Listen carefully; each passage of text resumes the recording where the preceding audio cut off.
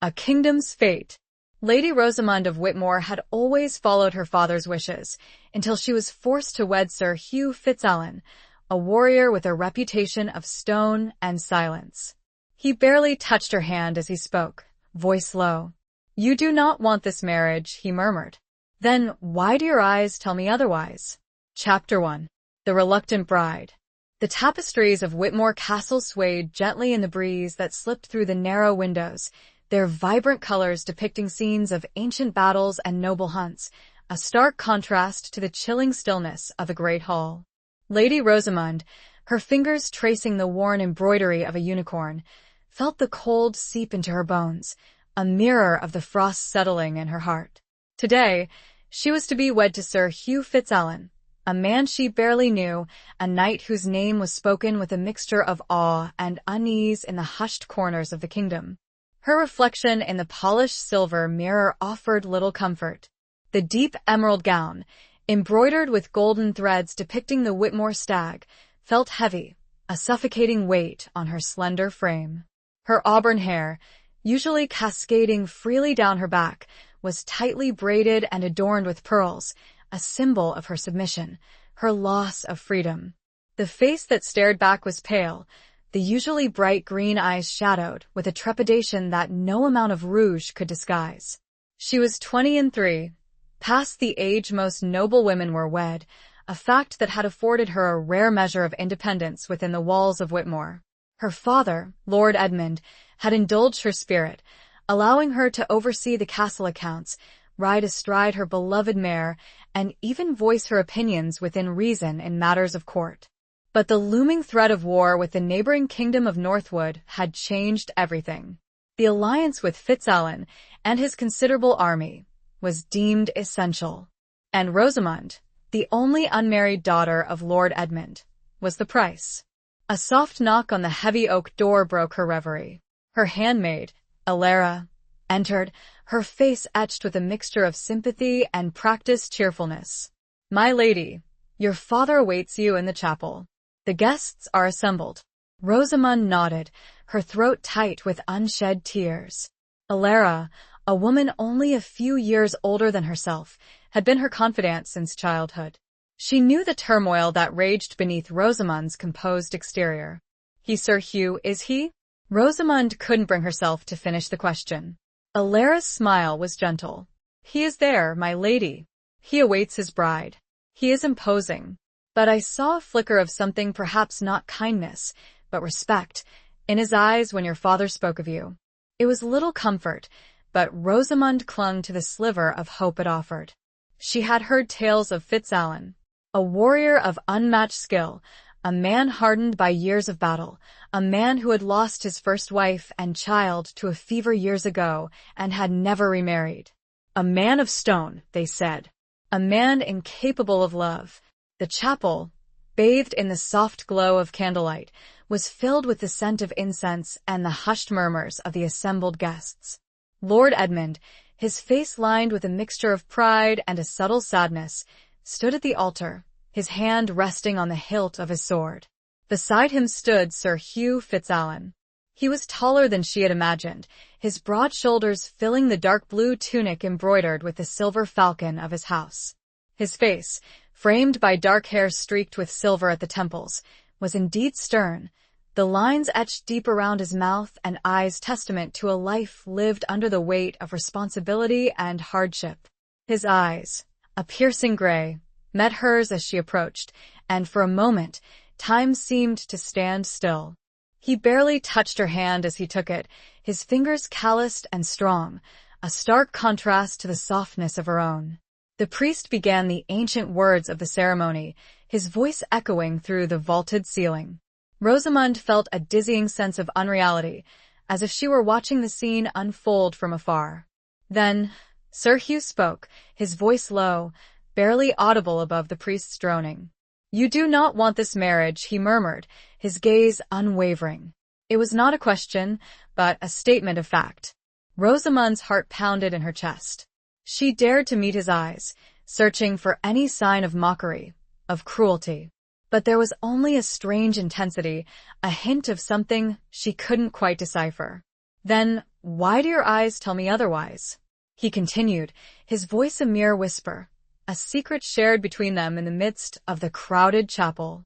The words, unexpected, unsettling, hung in the air. They were not words of love, not words of comfort, but they were words that acknowledged her, that saw past the facade of the obedient daughter, the dutiful bride. They were words that hinted at a depth she had not anticipated, a complexity that both frightened and intrigued her. The ceremony continued, but Rosamund's mind was elsewhere, grappling with the enigma of the man she was now bound to. The vows were exchanged, rings placed on fingers, and the priest pronounced them husband and wife. A cheer went up from the assembled guests, but Rosamund felt only a profound sense of displacement, a feeling of being adrift in a sea of uncertainty. As Sir Hugh turned to face her, his gray eyes holding hers captive, she knew that her life, her carefully constructed world, had irrevocably changed. The reluctant bride had become the wife of the Knight of Stone, and the journey ahead was shrouded in a mist as thick and impenetrable as the forests surrounding Whitmore Castle. The weight of her new title, Lady Fitzalan, pressed down on her, a heavy cloak woven with duty, expectation, and a flicker of something she couldn't yet name, something that sparked in the depths of his enigmatic gaze, leaving her breathless and profoundly alone, even in the midst of the celebrating throng. The cold, she realized, was no longer just in the stones of the castle, but a fear that may take the warmth that she held dear. Chapter 2. Whispers of Whitmore. The feasting hall, usually a place of boisterous laughter and clinking goblets, felt strangely muted that evening. The long tables were laden with roasted meats, steaming pies, and flagons of wine, but the merriment seemed forced, the conversation strained. Rosamund sat beside Sir Hugh at the high table, acutely aware of the eyes upon her, the whispers that followed her every move. She picked at the food on her plate, the rich venison and spiced apples tasting like ash in her mouth. Her husband, seated beside her, ate sparingly, his gaze fixed on some distant point beyond the crowded hall. He spoke little, responding to her father's attempts at conversation with curt nods and brief, formal phrases. The whispers were unavoidable. She heard snippets of conversations, words like cold, distant, cursed, and stone weaving their way through the celebratory din. The women of the court, their eyes glittering with a mixture of pity and curiosity, spoke of Sir Hugh's past, of the tragic death of his first wife, of the rumors of a dark shadow that clung to him, a curse whispered to have been placed upon him by a vengeful enemy. Rosamund tried to ignore them, to focus on the present, on the daunting task of navigating her new life as Lady Fitzalan. But the whispers seeped into her consciousness, planting seeds of doubt and unease. Was she truly bound to a man incapable of warmth, of affection? Was she to spend her life in the shadow of his past, a mere pawn in a political game? She stole a glance at him. His profile was sharp, almost severe, his jaw clenched tight. He seemed utterly detached from the revelry around him, lost in his own thoughts, his own world. Yet, she remembered the brief, intense exchange in the chapel, the words that had pierced through her carefully constructed composure. "You do not want this marriage, then why do your eyes tell me otherwise?" What had he seen in her eyes? Defiance? Fear? Or something more, something that had resonated with a hidden part of himself? A group of minstrels began to play, their lively melodies filling the hall. Several couples rose to dance, their movements graceful and practiced. Lord Edmund, his face flushed with wine and a forced joviality, leaned towards Rosamund. "My dear, will you not dance with your husband?" "It is customary." Rosamund's heart sank. The thought of being held in Sir Hugh's arms, of feeling his body close to hers, filled her with a mixture of dread and a strange, unsettling anticipation. She glanced at him, expecting a refusal, a cold dismissal. But he surprised her. He turned his head, his gray eyes meeting hers, and for a moment, she saw a flicker of something other than indifference in their depths. It was not warmth, not tenderness, but perhaps a reluctant acceptance, a willingness to fulfill his duty, even in this small, seemingly insignificant act. He rose, his movements stiff but controlled, and extended his hand to her. "My lady," he said, his voice low, formal. She placed her hand in his, the contrast between his calloused palm and her soft skin even more pronounced than before. He led her to the dance floor, his grip firm but not possessive. As they began to move to the music, Rosamund felt a tremor of nervousness run through her. He was not a graceful dancer. His movements were precise, almost mechanical, lacking the fluidity and ease of the other men on the floor. But there was a strength in his hold, a sense of unwavering support that surprised her. He did not speak, did not attempt to make small talk. They danced in silence, their bodies moving in a carefully choreographed rhythm, their eyes avoiding each other. Yet, as the dance progressed, Rosamund found herself relaxing, her initial tension easing. There was a strange comfort in the silence, in the unspoken understanding that passed between them. They were both bound by duty, by the expectations of their families, their society. They were both, in their own ways, prisoners of their circumstances. As the music ended, he released her, his hand lingering on hers for a fraction of a second longer than necessary. It was a fleeting gesture, barely noticeable, but it sent a shiver down her spine. He bowed his head slightly. "Thank you, my lady," he said, his voice still low, still formal. She curtsied in return, her heart beating a little faster than before. "Thank you, Sir Hugh," she replied, her voice barely a whisper. They returned to the high table, the whispers resuming around them. But Rosamund felt a subtle shift in her perception of the man beside her. He was still an enigma, still a man shrouded in mystery and shadowed by his past. But he was also a man of duty, a man who, despite his apparent coldness, had shown her a flicker of something. Respect, perhaps. Or something more. Something that she couldn't quite define, but that lingered in her mind, a fragile seed of hope planted in the barren landscape of her new life. The whispers, although present, did little to penetrate the sudden shield she felt around herself.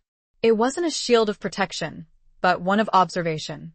She would observe, and time would show her the truth. Chapter 3. The Night of Stone. The days that followed the wedding were a study in contrasts. Whitmore, with its bustling courtyards, lively stables, and the constant chatter of servants, was a world Rosamund knew intimately. But within that familiar world, she felt like a stranger, an observer rather than a participant. Her new husband remained a distant figure, a silent presence that dominated her life without truly engaging with it. Sir Hugh spent most of his days occupied with the affairs of the castle and the surrounding lands. He rose before dawn, often spending hours in the training yard, honing his already formidable skills with sword and lance. He met with the castle steward, reviewed accounts, and dispensed justice in the small hall, his decisions swift and unwavering. He seemed to exist in a perpetual state of readiness, a warrior ever vigilant, even within the seemingly secure walls of Whitmore. Rosamund observed him from afar, catching glimpses of him through windows, across courtyards, in the brief moments they shared at meals. He rarely spoke to her directly, addressing her only when necessary, and always with a formality that bordered on coldness. He treated her with a detached courtesy, a respect that seemed devoid of any warmth or affection. She tried to engage him in conversation, to find some common ground, some spark of connection. She spoke of the castle, of the surrounding countryside, of the books she loved to read. But his responses were brief, almost dismissive. He seemed uninterested in her interests, her thoughts, her feelings. One evening, after a particularly strange supper, Rosamund found herself wandering through the castle gardens. The air was cool and crisp, the scent of late-blooming roses mingling with the earthy fragrance of the approaching autumn. She sat on a stone bench, overlooking the moonlit landscape, her heart heavy with a growing sense of isolation. She heard footsteps behind her, the heavy tread of a man in boots. She turned, expecting to see one of the guards, but it was Sir Hugh.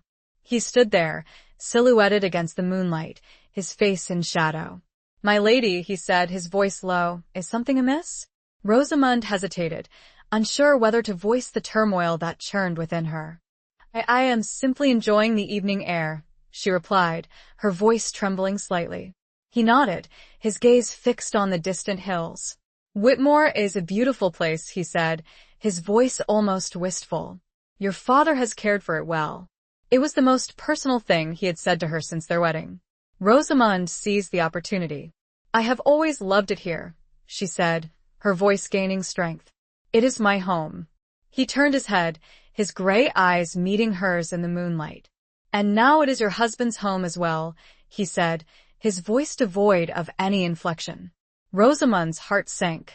It was a reminder of the transactional nature of their marriage, of the political alliance that had bound them together.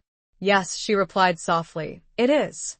A long silence followed, broken only by the rustling of leaves in the breeze. Rosamond felt a surge of frustration, a desperate need to break through the wall of reserve that surrounded him. Sir Hugh, she said, her voice bolder than she intended, why do you treat me with such distance? I am your wife. Yet you seem to barely acknowledge my existence. He turned his gaze back to the hills, his profile sharp and unyielding. I am a soldier, my lady, he said, his voice flat. I am not accustomed to courtly manners. I am not a man of words. But you are a man of feelings, Rosamond insisted, her voice rising slightly. You must have feelings. You cannot be made of stone. He flinched, almost imperceptibly, as if her words had struck a nerve. He turned to face her fully, his eyes glittering in the moonlight.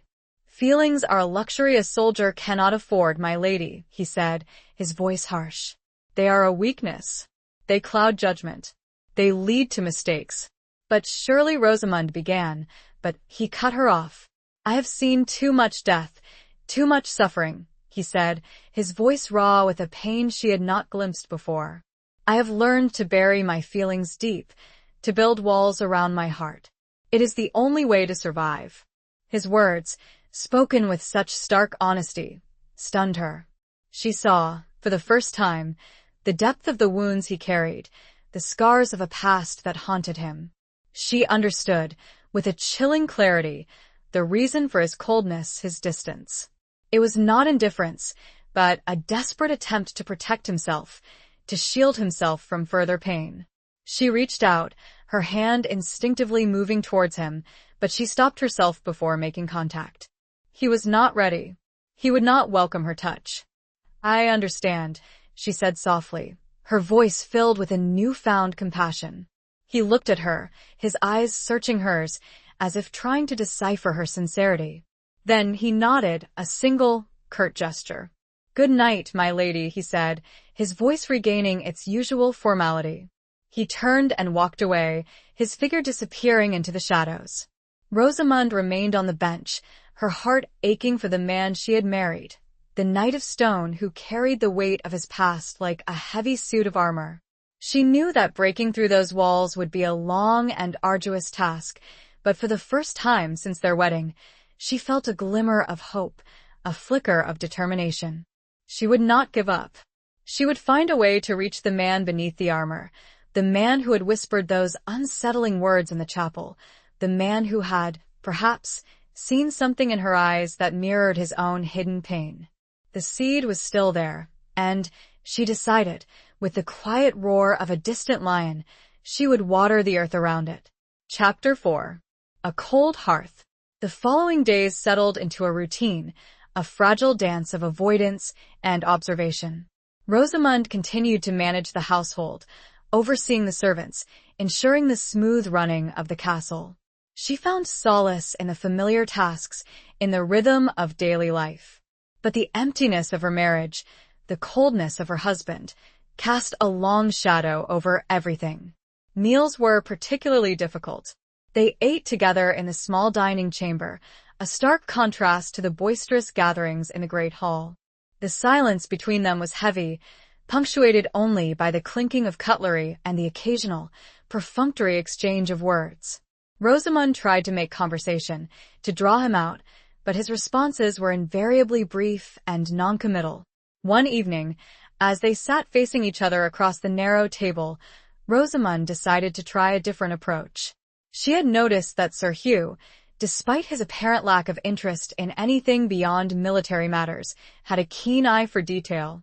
He had, on several occasions, corrected the steward on minor discrepancies in the castle accounts, displaying a surprising grasp of numbers and logistics. "Sir Hugh," she said, her voice hesitant, "I have been reviewing the accounts for the wool trade. There seems to be a significant decrease in profits this year. I am wondering if you might have some insight into the matter." He looked up from his plate, his gray eyes narrowed slightly. It was the first time in days that he had truly looked at her, that he had acknowledged her presence as something other than a mere formality. "The roads have become increasingly dangerous," he said, his voice surprisingly forthcoming. "Bandits are preying on the merchants. The king's men are stretched thin, dealing with the unrest on the border. Is there nothing to be done?" Rosamund asked, her interest piqued.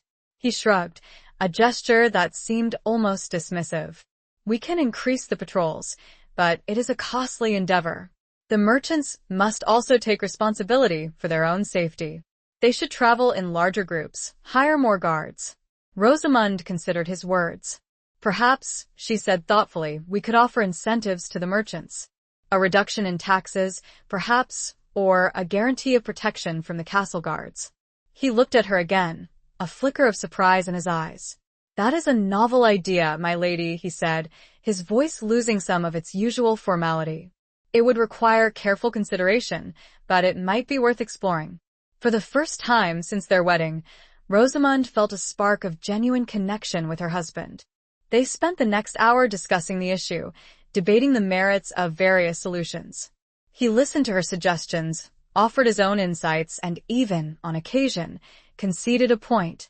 It was a small victory, but it filled Rosamund with a sense of accomplishment, a renewed sense of purpose. She had found a way to engage him, to break through his reserve, albeit on a purely practical level. The conversation, however, had opened a door, a small crack in the wall he had built around himself. As they prepared to retire for the night, Rosamund felt a surge of hope. Perhaps, she thought, this was the beginning of something.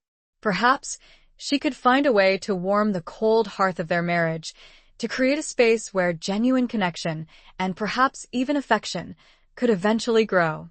Later, as she lay in her bed, the large, empty chamber feeling even more desolate than usual, she reflected on the evening's conversation.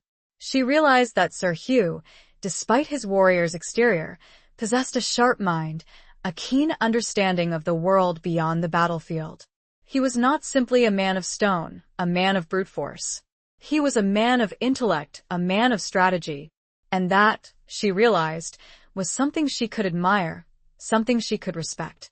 It was a foundation upon which she could build, a starting point for the long and difficult journey of forging a true marriage, a true partnership. The hope, once a flickering ember, was now a small, steady flame. She would nurture it, protect it, and, with patience and perseverance, she would see if it could grow into something stronger, something that could illuminate the darkness that surrounded them both. As she drifted off to sleep, the image of his surprised face, the flicker of respect in his eyes, remained with her, a comforting presence in the vast emptiness of her chamber, holding at bay, for this one night, at least, the cold. Chapter 5. The Falcon's Flight.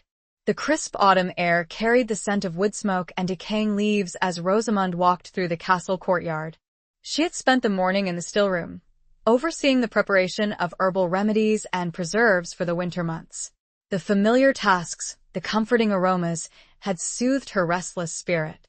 As she crossed the courtyard, she noticed a commotion near the stables. A group of men were gathered around a large, hooded bird perched on a gloved hand. It was a falcon, a magnificent creature with piercing eyes and powerful talons. Rosamund recognized the bird as Sir Hugh's personal falcon, a bird he had brought with him from his own estates. She had seen him flying it on several occasions, marveling at the grace and power of the creature, the way it soared effortlessly through the sky, a symbol of freedom and wildness. She approached the group, her curiosity piqued.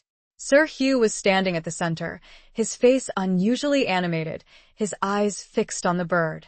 He was speaking to one of his men, his voice low but filled with a passion she had rarely heard. "She is restless today, Gareth," he said, stroking the falcon's feathers with a gentle hand. "She needs to fly, to stretch her wings." Gareth, a burly man with a weathered face, nodded in agreement. "Aye, Sir Hugh. She's been cooped up too long. A good flight will do her good." Rosamund watched, fascinated, as Sir Hugh prepared the falcon for flight. He checked the bird's jesses, the leather straps that secured it to his glove, adjusted its hood, and spoke to it in soft, reassuring tones.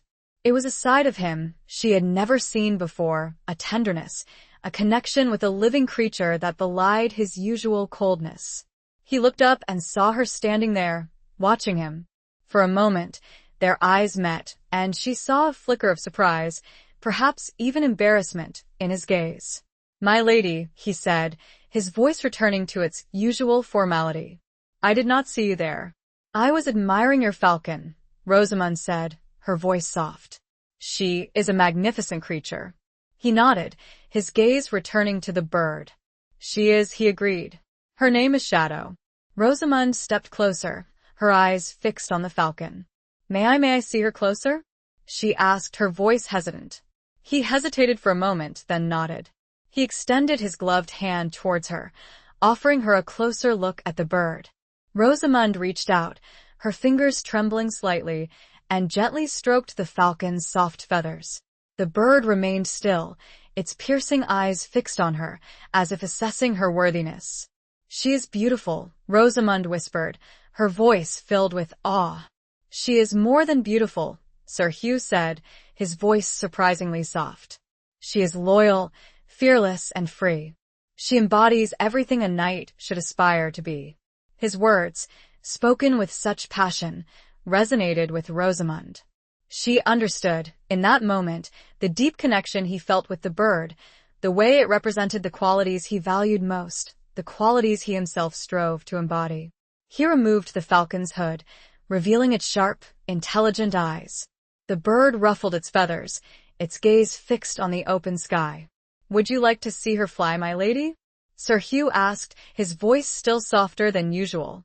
Rosamund's heart quickened. "Yes," she said, her voice filled with anticipation. "I would." He raised his arm, and with a powerful thrust, he released the falcon into the air. The bird soared upwards, its wings beating strongly, its body a dark silhouette against the bright sky. It circled above them, its sharp cries echoing through the courtyard. Then, with a sudden, graceful dive, it headed towards the distant forest. Rosamund watched, mesmerized, as the falcon disappeared from view. She felt a sense of exhilaration, a vicarious thrill at witnessing the bird's freedom, its mastery of the air. She turned to Sir Hugh, her eyes shining with excitement. "That was incredible," she said, her voice breathless. He smiled, a genuine smile that transformed his face, making him look younger, almost boyish. It was the first true smile she had seen from him, and it took her breath away. "She is a creature of the wild," he said, his voice filled with pride. "She belongs in the sky." For a few precious moments, the barriers between them seemed to dissolve. They stood there, sharing a moment of genuine connection, a shared appreciation for the beauty and power of the natural world. The coldness, the distance, the formality, all seemed to fade away, replaced by a shared sense of wonder. Then, as quickly as it had appeared, the smile vanished. He straightened his shoulders, his face returning to its usual stern expression. The moment was over. "I must return to my duties, my lady," he said, his voice regaining its formality. He bowed his head slightly and walked away, leaving Rosamund standing alone in the courtyard, the echo of the falcon's cry still ringing in her ears. The brief glimpse of warmth, of connection, had left her feeling both exhilarated and strangely bereft. She had seen, for a fleeting moment, the man beneath the armor, the man who could smile, who could feel, who could connect with the world around him. And that, she knew, was something worth fighting for. The falcon's flight had given her a new perspective, a new understanding of the man she had married. It had also given her a renewed sense of hope, a belief that, perhaps, even the most hardened heart could be softened, that even the wildest spirit could be tamed. The image played again and again in her head, like that of a guide, or a map, showing the path. Chapter 6. Shadows of the Past. The following days brought a subtle shift in the atmosphere at Whitmore. Sir Hugh remained reserved, his demeanor still formal, but there was a softening in his eyes, a slight easing of the tension that had previously defined their interactions. He began to include Rosamond in more of the castle's affairs, seeking her opinion on matters of trade, of justice, of diplomacy. One afternoon, he summoned her to his study, a small, sparsely furnished room dominated by a large desk piled high with documents and maps. It was a room she had rarely entered, a space that felt distinctly his, a reflection of his disciplined, military mind. "My lady," he said, his voice still formal, but with a hint of warmth, "I have received a missive from Lord Elmsworth, a neighboring lord. He is requesting a meeting to discuss the ongoing border disputes." Rosamond approached the desk, her eyes scanning the document. Lord Elmsworth was known for his ambition and his ruthlessness. He was a dangerous man, a man who could not be trusted. "I do not trust him, Sir Hugh," she said, her voice firm. "He is a serpent, waiting to strike." Sir Hugh nodded, his gaze fixed on the map spread out on the desk. "I am aware of his reputation, my lady. But we cannot ignore his request. It is important to maintain diplomatic relations, even with our enemies." "But at what cost?" Rosamond asked, her voice rising slightly. "He will use this meeting to his advantage. He will try to weaken us, to sow discord."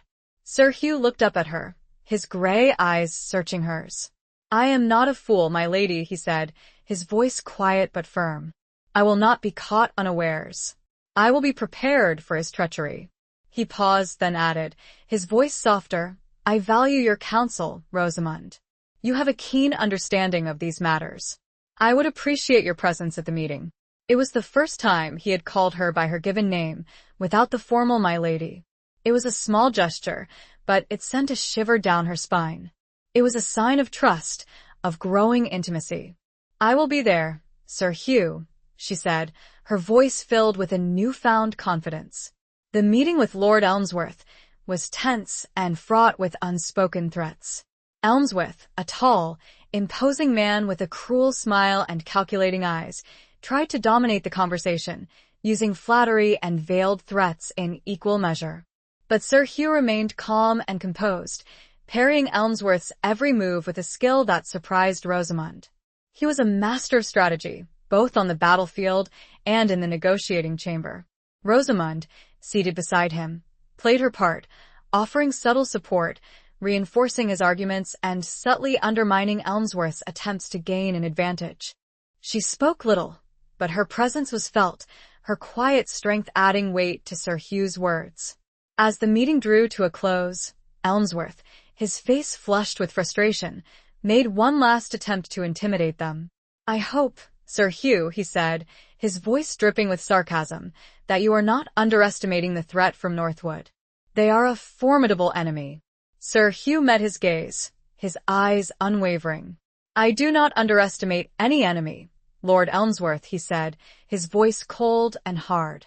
"And I am prepared to defend what is mine." He said it with his hand on the pommel of his sword. Elmsworth departed, his face a mask of barely concealed anger. As soon as he was gone, Sir Hugh turned to Rosamond, his expression softening.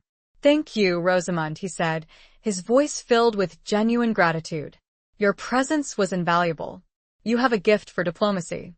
Rosamond smiled, her heart filled with warmth. "We make a good team, Sir Hugh," she said, her voice soft. He nodded, his gaze lingering on hers. "Indeed, we do," he said, his voice almost a whisper. That evening, as they sat together in the small dining chamber, the silence between them was no longer strained, but comfortable, almost companionable. Rosamond felt a sense of ease, a sense of connection she had not thought possible. As they were finishing their meal, Sir Hugh suddenly spoke, his voice hesitant, almost vulnerable. Rosamund, he said, there is something you should know about my past, about the curse that is said to follow me. Rosamund's heart quickened. She had heard the whispers, the rumors of a dark shadow that clung to him. She had dismissed them as mere superstition, but now, hearing him speak of it, she felt a chill run down her spine. I am listening, Sir Hugh, she said, her voice steady. He took a deep breath, his gaze fixed on the flickering candlelight. My first wife, Eleanor, and our son, Thomas, they did not die of a fever, as is commonly believed, he said, his voice raw with pain. They were murdered, poisoned by a jealous rival, a man who sought to destroy me by taking away everything I held dear. Rosamund gasped, her hand flying to her mouth. She had not expected this brutal, heart-wrenching truth. The man was caught and executed, Sir Hugh continued, his voice flat, devoid of emotion. But the damage was done. My heart was broken. My spirit was crushed. I vowed never to love again, never to risk such pain again. He looked up at her, his eyes filled with a deep, haunting sadness. That is the curse, Rosamund, he said, his voice barely a whisper. The curse of a broken heart, the curse of a man who has lost everything. Rosamund reached across the table and took his hand, her fingers intertwining with his. His hand was cold, but she held it tight, offering him a silent comfort, a silent promise of support. The shadows were deep and dark, and the curse real. Chapter 7. The Serpent's Kiss. The revelation of Sir Hugh's past hung heavy in the air, a dark cloud that threatened to overshadow the fragile bond they had begun to forge. Rosamund felt a deep sorrow for the man she had married, a man who had suffered such unimaginable loss. She understood, now, the source of his coldness, his distance, his reluctance to open his heart. But she also felt a renewed determination to break through those walls, to show him that love, despite its inherent risks, was worth fighting for. She would not be deterred by the shadows of his past. She would stand by his side, offering him the warmth and comfort he so desperately needed. In the days that followed, Rosamund made a conscious effort to be more present, more attentive to his needs. She sought out his company, engaging him in conversation, sharing her thoughts and feelings, offering him small gestures of affection. She brought him his favorite meals, she mended his torn tunic, she read to him in the evenings by the fire. Slowly, gradually, she saw a change in him. He began to respond to her overtures, to reciprocate her affection, albeit in small, subtle ways. He would offer her a brief smile, a gentle touch, a word of thanks. He would seek her out, asking for her opinion on matters of the castle, sharing his thoughts and concerns. One evening, as they were walking in the castle gardens, he stopped and turned to her, his eyes filled with a mixture of gratitude and something more. Rosamund, he said, his voice soft, you have brought light into my life. You have shown me that there is still beauty, still joy, in the world. Rosamund's heart swelled with happiness. She reached out and took his hand, her fingers intertwining with his. And you, Sir Hugh, she said, her voice filled with emotion, have shown me that even the most hardened heart can be softened, that even the deepest wounds can heal. He smiled, a genuine smile that reached his eyes, transforming his face. He leaned down and gently kissed her forehead, a chaste, tender gesture that sent a shiver down her spine. It was a moment of profound connection, a moment of hope, a moment that seemed to promise a future filled with love and happiness. But even as they stood there, bathed in the soft glow of the setting sun, a shadow lurked in the background, a threat that they were both unaware of. Lord Elmsworth, smarting from his humiliation at the meeting, had not forgotten his desire for revenge. He had been secretly plotting, weaving a web of deceit and treachery, waiting for the opportune moment to strike. He had sent a spy into Whitmore, a seemingly harmless servant who had wormed his way into the castle's inner circle. The spy, a woman named Anya, was beautiful and cunning, with a talent for manipulation and a complete lack of scruples. Anya had been observing Rosamund and Sir Hugh, watching their growing closeness, waiting for an opportunity to exploit their vulnerabilities. She had noticed Rosamund's kindness, her compassion, her unwavering loyalty to her husband, and she had decided to use those very qualities against her. One day, as Rosamund was walking through the castle courtyard, Anya approached her, her face etched with a mixture of concern and fear. "My lady," she said, her voice trembling, "I have overheard something terrible. There is a plot to poison Sir Hugh. They say it is Lord Elmsworth who is behind it." Rosamund's blood ran cold. She felt a wave of fear wash over her, threatening to drown her in its icy grip. "Are you sure?" she asked, her voice barely a whisper. Anya nodded, her eyes wide with feigned terror. "I swear it, my lady. I heard them talking in the kitchens. They said the poison is to be administered through his wine." Rosamund's mind raced. She had to warn Sir Hugh, to protect him from this deadly threat. She trusted Anya. She seemed that kind of a good person. "Thank you, Anya," she said, her voice filled with gratitude. "You have saved his life. I will speak to him immediately." Anya smiled, a sly, cunning smile that Rosamund did not see. "Be careful, my lady," she said, her voice dripping with false concern. "They are watching you. They know you are close to him." Rosamund rushed to find Sir Hugh, her heart pounding in her chest. She found him in the training yard, practicing with his sword. She told him what Anya had said, her voice trembling with fear and urgency. Sir Hugh listened, his face grim, his eyes narrowed with suspicion. He did not dismiss her warning, but he did not immediately believe it either. "This is a serious accusation, Rosamund," he said, his voice calm but firm. "We must be certain before we act. We cannot afford to make a mistake." He ordered a thorough investigation, questioning the servants, searching the kitchens, examining the wine. But he found no evidence of poison, no sign of a plot. He turned to Rosamund, his eyes filled with a mixture of doubt and concern. "I do not believe Anya. Rosamund," he said, his voice gentle. "I believe she is lying." "But why?" Rosamund was confused, her trust in Anya shattered. She did not understand why the servant would lie, what she had to gain. Then, with a sudden, chilling realization, she understood. Anya was Elmsworth's spy. She had been sent to sow discord, to create suspicion, to drive a wedge between Rosamund and Sir Hugh. The serpent had kissed them, not with poison, but with deceit. And the consequences, Rosamund feared, could be even more devastating. The trap was sprung, and the bait was trust itself. Chapter 8. A Glimmer of Warmth. The realization that Anya was a spy, a pawn in Elmsworth's treacherous game, filled Rosamund with a mixture of anger and fear. She had been naive, too trusting, and her mistake had put Sir Hugh's life in danger and potentially damaged the fragile trust they had so carefully built. She confessed everything to Sir Hugh, her voice trembling with shame and regret. She told him how Anya had approached her, how she had believed her lies, how she had almost poisoned their relationship with suspicion and doubt. Sir Hugh listened patiently, his face a mask of controlled emotion. He did not berate her, did not accuse her of stupidity or weakness. He simply held her hand, his touch offering a silent comfort, a silent reassurance. "We all make mistakes, Rosamund," he said, his voice gentle but firm. "The important thing is that we learn from them, and that we trust each other." His words, spoken with such understanding and forgiveness, brought tears to Rosamund's eyes. She had expected anger, condemnation, but he had offered her grace, a second chance.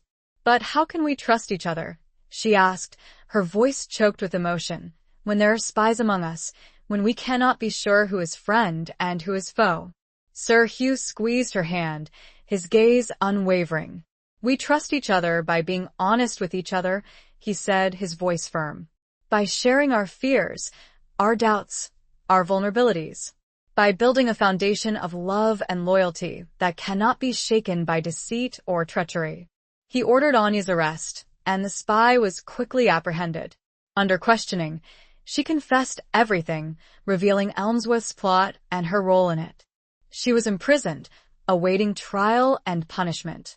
The incident, though unsettling, served to strengthen the bond between Rosamund and Sir Hugh.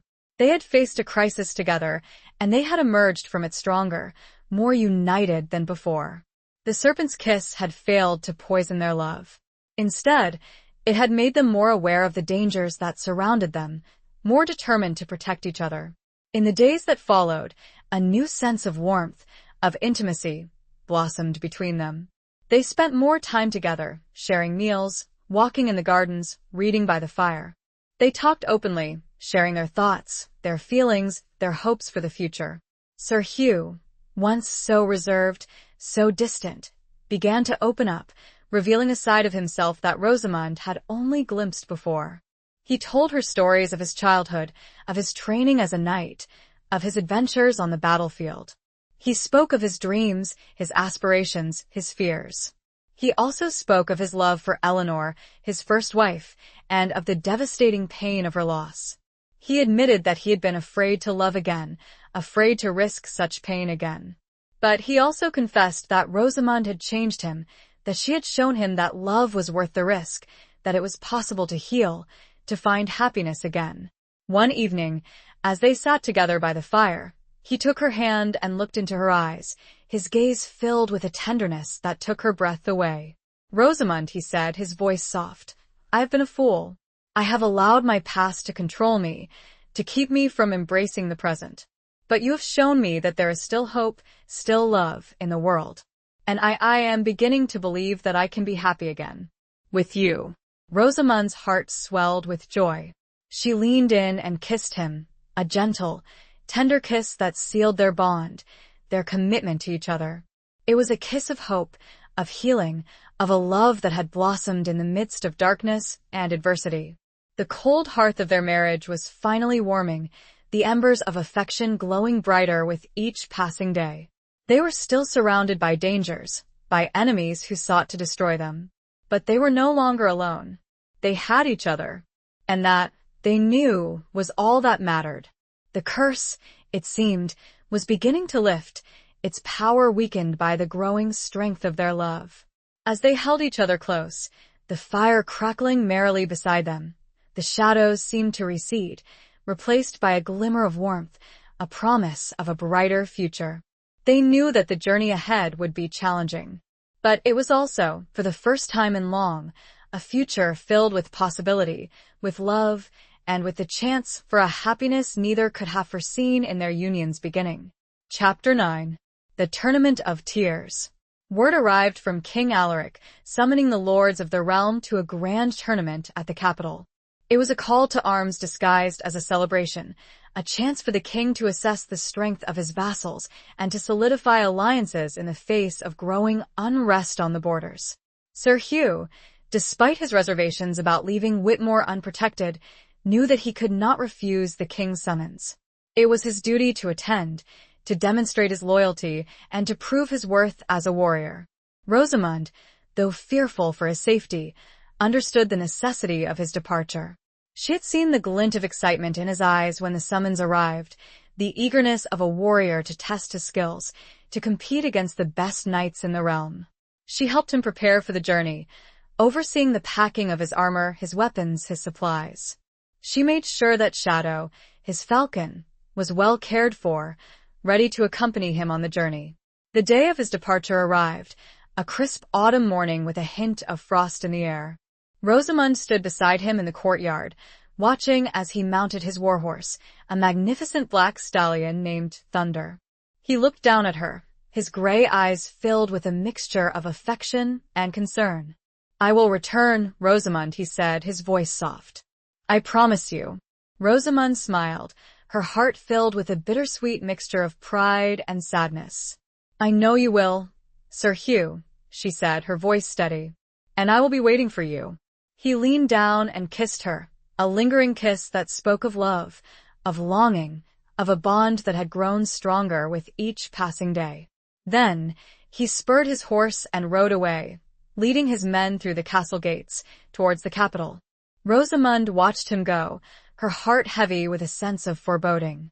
She knew that tournaments were dangerous, that men were often injured, sometimes even killed. She prayed for his safety, for his swift return. The days that followed were long and anxious. Rosamund occupied herself with the affairs of the castle, trying to distract herself from her worries. But her thoughts were constantly with Sir Hugh, wondering how he was faring, praying for his well-being. Then, a messenger arrived from the capital, bearing news of the tournament. Rosamund's heart pounded in her chest as she read the message. Sir Hugh had performed brilliantly, defeating all his opponents, reaching the final round. He was to face Sir Callan of Northwood, a formidable warrior known for his ruthlessness and his skill with a lance. Rosamund's blood ran cold. Callan was a sworn enemy, a man who had vowed to destroy Sir Hugh. She knew that this was not just a tournament, but a battle for survival. She waited anxiously for further news. Days turned into nights, and still no word arrived. The suspense was unbearable, her fear growing with each passing hour. Finally, another messenger arrived, his face grim, his eyes filled with sorrow. Rosamund's heart sank. She knew, without being told, that something terrible had happened. The messenger handed her a sealed letter, his hand trembling. Rosamund tore it open, her fingers shaking so badly that she could barely read the words. The letter was from Sir Gareth, Sir Hugh's loyal lieutenant.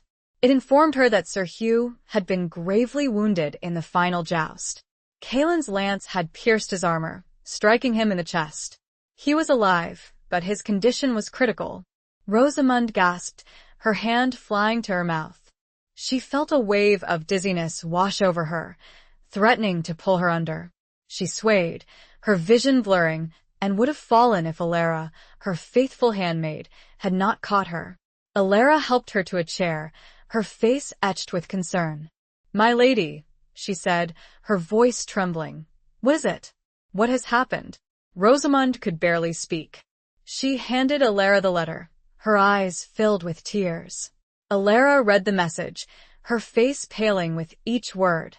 "Oh, my lady," she whispered, her voice choked with emotion. This is terrible." Rosamund wept, her body shaking with sobs. She had lost him. She had lost the man she had come to love, the man who had shown her that even the most hardened heart could be softened. But then, a flicker of hope ignited within her. He was still alive. There was still a chance. She would not give up. She would go to him. She would be by his side. She rose from her chair, her legs weak, but her resolve firm. "Prepare a carriage, Alara," she said, her voice trembling but determined. "We are going to the capital. I will not leave him to die alone." The Tournament of Champions had become a tournament of tears. But Rosamund was not defeated.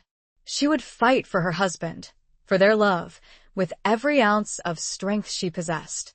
She would face the darkness, and she would pray for a miracle. She had to. The alternative was not to be born. Chapter 10. Secrets Unveiled. The journey to the capital was a blur of anxious days and sleepless nights. Rosamund, accompanied by Alara and a small escort of guards, pushed herself and her horses to their limits, driven by a desperate need to reach Sir Hugh's side. She arrived at the capital, a sprawling city teeming with people and noise, and made her way to the royal palace, where Sir Hugh had been taken. The palace was a hive of activity, filled with courtiers, knights, and servants, all buzzing with news of the tournament and Sir Hugh's near-fatal injury. Rosamund, her face pale and drawn, her eyes red-rimmed from weeping, pushed her way through the crowd, demanding to see her husband. She was finally granted an audience with the king's physician, a stern-faced man with a weary expression. "Lady Fitzallen," he said, his voice grave, "your husband is gravely wounded. He has lost a great deal of blood. We have done all we can, but his chances are slim." Rosamund's heart sank. She felt a wave of despair wash over her, threatening to drown her in its icy grip. But she refused to give up. "I must see him," she said, her voice trembling but firm. "I must be by his side." The physician hesitated, then nodded. "Very well, my lady," he said, his voice softening slightly. "But be prepared. He is not in a good state." He led her to a small, dimly lit chamber, where Sir Hugh lay on a large bed, his body still and pale, his face covered in bandages. Rosamund gasped, her hand flying to her mouth. He looked so fragile, so vulnerable, a stark contrast to the strong, powerful warrior she knew. She approached the bed, her heart aching with sorrow and love. She knelt beside him, taking his hand in hers. His hand was cold, his pulse weak. "Sir Hugh," she whispered, her voice choked with emotion. "It is I, Rosamund. I am here. Please, please do not leave me." She sat there, holding his hand, whispering words of love and encouragement, praying for a miracle. Hours passed, and still he did not stir. The physician came and went, shaking his head sadly, his prognosis unchanged. As night fell, Rosamund remained by his side, refusing to leave him, even for a moment. She was exhausted, her body aching, her mind numb with grief. But she would not give up. She would stay with him until the end. Suddenly, she felt a faint pressure on her hand. She looked down, her heart leaping with hope. Sir Hugh's fingers were twitching, his eyelids fluttering. "Sir Hugh?" she whispered, her voice filled with a desperate hope. "Can you hear me?" His eyes slowly opened, his gaze unfocused, his vision blurry. He looked at her, his lips moving slightly, as if he were trying to speak. Rosamund leaned closer, her ear close to his mouth. She could barely make out his words, but she heard him whisper her name. "Rosamund," he murmured, his voice weak, barely audible. Tears streamed down Rosamund's face. He was alive. He had recognized her. There was still hope. "I am here, Sir Hugh," she said, her voice trembling with emotion. "I am here. I will not leave you." He closed his eyes again, his breathing shallow and uneven. But he was still alive. And that, Rosamund knew, was all that mattered. She remained by his side throughout the night, holding his hand, whispering words of comfort, willing him to live. As dawn approached, she noticed a subtle change in his condition. His breathing became more regular, his pulse stronger. The physician, arriving to check on him, was astonished. "Lady Fitzallen," he said, his voice filled with disbelief, "he is improving. It is a miracle." Rosamund smiled, her heart filled with a joy she had not thought possible. Her prayers had been answered. Her love had pulled him back from the brink of death. As Sir Hugh slowly recovered, he revealed a shocking secret. Kaelin's lance had not been tipped with a blunt point, as was customary in tournaments. It had been sharpened, deliberately designed to kill. It was attempted murder, a plot orchestrated by none other than Lord Elmsworth, who had bribed Kaelin to eliminate his rival. The truth had been discovered by Sir Gareth, who had found evidence of the tampering and had confronted Kaelin before he could flee the capital. The king, outraged by this betrayal, ordered Elmsworth's arrest and Kaelin's execution. Justice would be served. But for Rosamund, the most important thing was that Sir Hugh was alive, that he was recovering, that their love had survived the ultimate test. The secrets, once buried deep, were now unearthed, and the truth, though painful, had set them free. The path ahead was still uncertain, but they would face it together, their bond stronger than ever, forged in the crucible of near tragedy and unwavering love. He squeezed her hand as they revealed the truth, as if to say, "We are together, still." Chapter 11. The Price of Loyalty. Sir Hugh's recovery was slow and arduous, but with Rosamund's constant care and unwavering devotion, he gradually regained his strength. He was left with a deep scar on his chest, a permanent reminder of Kaelin's treachery and Elmsworth's betrayal, but he bore it with a quiet dignity, a symbol of his survival, his resilience. The king, deeply grateful for Rosamund's role in uncovering the plot and saving Sir Hugh's life, rewarded her with lands and titles, elevating her status within the realm. But Rosamund cared little for these accolades. Her only desire was to return to Whitmore with her husband, to rebuild their lives, to continue the journey of love and healing they had begun. As they prepared to leave the capital, Sir Hugh received a summons from Lord Edmund, Rosamund's father. Edmund, having learned of his daughter's bravery and Sir Hugh's near-death experience, requested their presence at his own castle, a smaller holding a few days' ride from Whitmore. Sir Hugh, still weak but determined to honor his father-in-law's request, agreed to the visit. Rosamond, though eager to return home, understood the importance of family loyalty, of maintaining strong ties with her father. They arrived at Lord Edmund's castle, a modest but well-maintained fortress, and were greeted with warmth and affection. Edmund, his face lined with worry and relief, embraced his daughter and son-in-law, expressing his gratitude for their safe return. But as the days passed, Rosamond sensed a growing unease in her father's demeanor.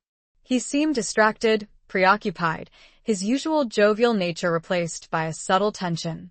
He spent long hours in his study, poring over documents, meeting with his advisors in hushed tones. One evening, as Rosamond and Sir Hugh were sitting with Edmund in the great hall, the Lord finally revealed the source of his anxiety. "My children," he said, his voice grave, "I have received troubling news. The unrest on the border has escalated. Northwood is preparing for war, and they have found an ally." Rosamond's heart sank. She knew what was coming. "Lord Elmsworth," Edmund continued, his voice filled with bitterness, "has escaped from prison. He has fled to Northwood and has sworn allegiance to their king. He is offering his knowledge of our defenses, his strategic insights, in exchange for their support in reclaiming his lands and seeking revenge against you, Sir Hugh." Sir Hugh's face hardened, his eyes narrowed with anger. "He is a traitor," he said, his voice cold. "He will pay for his crimes." "But that is not all," Edmund said, his voice trembling slightly. "There is a rumor, a whisper, that Elmsworth has something more to offer Northwood. Something that could tip the balance of power in their favor." Rosamond and Sir Hugh exchanged a worried glance. "What is it, father?" Rosamond asked, her voice filled with apprehension. Edmund hesitated, then took a deep breath. They say Elmsworth has discovered a secret passage into Whitmore Castle," he said, his voice barely a whisper. "A hidden tunnel, known only to a select few, that could allow an enemy army to bypass our defenses and take the castle by surprise." Rosamond gasped, her hand flying to her mouth. The implications were devastating. Whitmore, their home, their sanctuary, was vulnerable. Sir Hugh rose from his chair, his face a mask of grim determination. "We must return to Whitmore immediately," he said, his voice firm. "We must secure the castle, find this passage, and prepare for war." Edmund nodded, his eyes filled with a mixture of fear and resolve. "I will ride with you, my son," he said, his voice regaining some of its usual strength. "I will not abandon my daughter, my home, to these traitors." As they prepared to depart, Rosamond felt a profound sense of dread. The price of loyalty, of love, was high. They were facing a war, a battle against a cunning and ruthless enemy who knew their weaknesses, who sought to destroy everything they held dear. But as she looked at Sir Hugh, his face determined, his eyes filled with a fierce love for her and for their home, she knew that they would face this challenge together. They would fight for their love, for their loyalty, for their future. The shadows were gathering, the storm was approaching, but they would stand together, united, against the darkness. The loyalty Edmund showed was a mirror to their own, a reminder that family, though sometimes the source of obligation, was also the heart of strength. They would not falter, they decided, looking at one another. Chapter 12. A Knight's Confession. The journey back to Whitmore was tense and hurried. The threat of Elmsworth's treachery and the looming war with Northwood hung heavy in the air, casting a long shadow over their every thought and action. Sir Hugh, though still recovering from his injuries, rode with a fierce determination, his mind focused on the task ahead, securing Whitmore, finding the secret passage, and preparing for the inevitable attack. He pushed himself and his men to their limits, driven by a desperate need to protect his home, his wife, his people. Rosamond, riding beside him, admired his strength, his resilience, his unwavering commitment to duty. But she also saw the toll the journey was taking on him, the strain on his still healing body, the weariness in his eyes. She worried for his health, for his safety, but she knew that she could not ask him to slow down, to rest. He would not rest until Whitmore was secure. One evening, as they camped beside a small stream, Rosamund found Sir Hugh sitting alone by the fire, his gaze fixed on the flickering flames. He looked lost in thought, his face etched with a mixture of worry and something else. Something she couldn't quite decipher. She approached him cautiously, sitting down beside him on a fallen log. The silence stretched between them, broken only by the crackling of the fire and the gentle murmur of the stream. "Sir Hugh," she said softly, "is something troubling you? Beyond the obvious threat of war?" He looked up at her, his gray eyes searching hers. He hesitated, then took a deep breath. "Rosamund," he said, his voice hesitant, almost vulnerable, "there is something I need to tell you. Something I should have told you long ago." Rosamund's heart quickened. She sensed that this was important, that it was something that had been weighing heavily on his mind. "I am listening, Sir Hugh," she said, her voice steady, encouraging. He looked back at the fire, his gaze unfocused. "Before I met you," he began, his voice low, "I had made a vow. A vow to myself, a vow to God.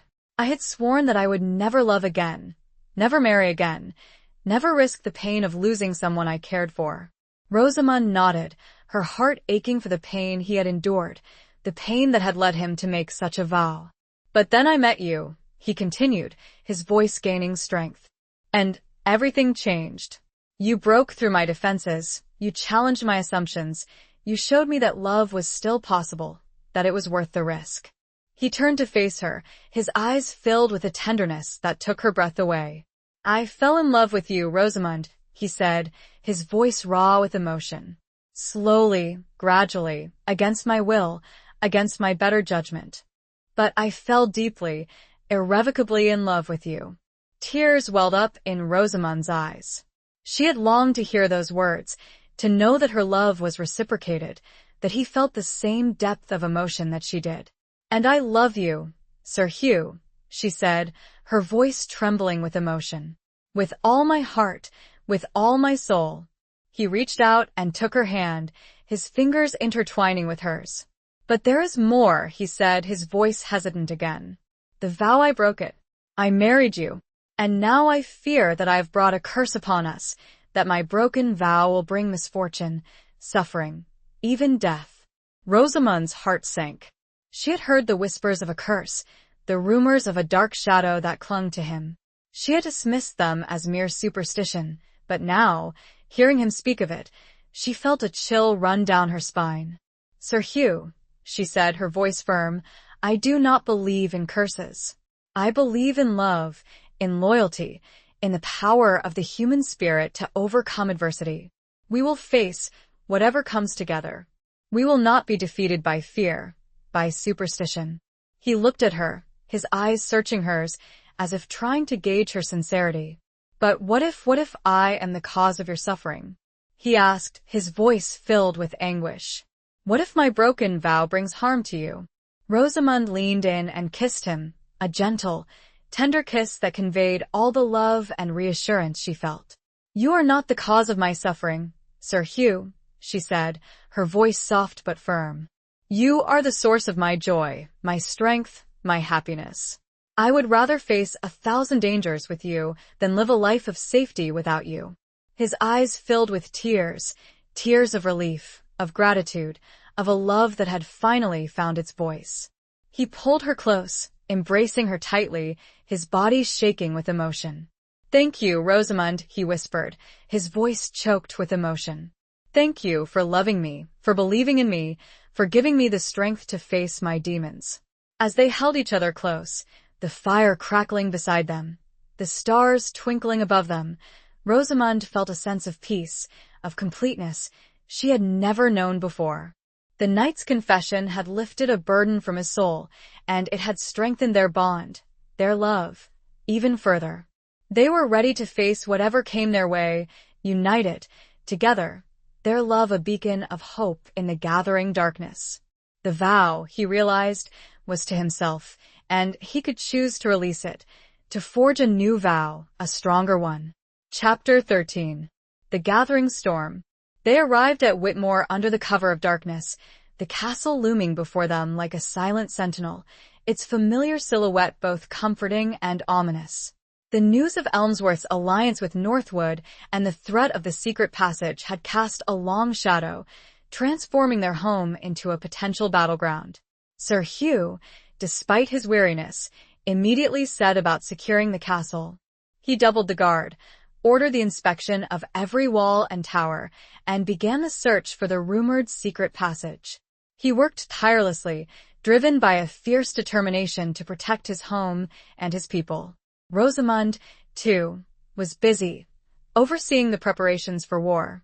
She organized the storage of provisions, ensured that the castle's defenses were in good repair, and tended to the needs of the castle's inhabitants, offering them comfort and reassurance in the face of the looming threat. The search for the secret passage proved to be difficult and frustrating. Days turned into nights, and still they found nothing. The castle's ancient walls held their secrets close, refusing to yield their hidden pathways. One evening, as Rosamund was walking through the castle's oldest section, a crumbling, rarely used wing known as the Dragon's Tower, she noticed something unusual. A section of the wall, covered in thick ivy, seemed different. The stones were slightly discolored, the mortar between them a different shade. She approached the wall, her heart quickening with a mixture of excitement and trepidation. She pulled away the ivy, revealing a small, almost invisible crack in the wall. She pushed against the stones, and with a grinding sound, a section of the wall swung inward, revealing a dark, narrow opening. She had found it, the secret passage. She immediately summoned Sir Hugh, who arrived with Lord Edmund and a group of guards. They entered the passage, their torches casting flickering shadows on the damp, stone walls. The passage was narrow and winding, leading deep into the heart of the castle. As they explored the passage, they discovered that it led to a hidden chamber beneath the castle's main keep, a chamber that could easily accommodate a large number of soldiers. It was a perfect staging ground for a surprise attack, a deadly trap for the unsuspecting defenders. Sir Hugh realized the full extent of the danger. If Elmsworth and his Northwood allies managed to enter the castle through this passage, they could easily overwhelm the defenders and take Whitmore by force. "We must seal this passage," he said, his voice grim. "We must make it unusable." They set about blocking the passage, using stones, mortar, and anything else they could find. It was hard, grueling work, but they labored tirelessly, knowing that their lives, the lives of everyone in the castle, depended on it. As they worked, Rosamund noticed something else, something that sent a chill down her spine. Scratched into the wall of the hidden chamber, barely visible in the torchlight, were a series of symbols, ancient markings that she recognized from her studies of old texts. They were runes, symbols of protection, warding spells. But they were not the runes of Whitmore, not the runes of any known kingdom. They were different, older. "Sir Hugh," she said, her voice trembling, "look at these markings. I do not recognize them." Sir Hugh examined the runes, his brow furrowed in concentration. "They are ancient," he said, his voice low. "Older than Whitmore itself. This passage, it is older than we thought." Lord Edmund, who had been silent until now, spoke up, his voice filled with a strange mixture of awe and fear. "I have heard tales," he said, his voice barely a whisper, "of a people who lived here long before Whitmore was built. A people who possessed great power, great magic. They say they built tunnels beneath the earth, secret passages to protect themselves from their enemies." Rosamund and Sir Hugh exchanged a worried glance. The implications were staggering. The secret passage was not just a strategic vulnerability, but a link to a forgotten past, a past filled with unknown powers, unknown dangers. As they finished sealing the passage, a sense of unease settled over them. They had secured their home, but they had also unearthed a mystery, a secret that could have far-reaching consequences. The gathering storm was not just a war with Northwood, but a confrontation with a past that was older, darker, and more powerful than they could have imagined. The runes were a warning, and also a mystery. They were sealed, for now. Chapter 14. Flight from Blackwood. The sealing of the secret passage brought a temporary reprieve, a moment of calm before the inevitable storm. But the threat of war still loomed large, and Sir Hugh knew that they could not simply wait for Northwood to attack. He had to take proactive measures, to gather intelligence, to prepare for the coming conflict. He decided to send a small scouting party to Blackwood, the neighboring territory controlled by Northwood, to assess their strength, their preparations, and, if possible, to discover their plans. It was a dangerous mission, a risky gamble, but Sir Hugh felt it was necessary. He chose Gareth, his most trusted lieutenant, to lead the scouting party. Gareth, a seasoned warrior with a keen eye and a cool head, was the best man for the job. Rosamund, though fearful for Gareth's safety, understood the necessity of the mission. She helped him prepare, ensuring that he and his men were well-equipped, well-provisioned, and well-prepared for the dangers they would face. The scouting party departed under the cover of darkness, disappearing into the forest, their mission shrouded in secrecy. Rosamund watched them go, her heart heavy with a sense of foreboding. She prayed for their safe return, for their success. Days turned into nights, and still no word arrived from Gareth. The suspense was unbearable, Rosamund's anxiety growing with each passing hour. She found herself constantly looking towards the forest, hoping to see a sign of their return, fearing the worst. Then, one evening, as the sun was setting, a lone figure emerged from the forest, staggering towards the castle gates. It was Gareth, his clothes torn, his body bruised and battered, his face grim. Rosamund rushed to meet him, her heart pounding in her chest. "Gareth!" she cried. "What happened? Where are the others?" Gareth collapsed into her arms, his body trembling with exhaustion and pain. "They are dead, my lady," he said, his voice hoarse, barely a whisper. "We were ambushed." Betrayed. Rosamund gasped, her hand flying to her mouth.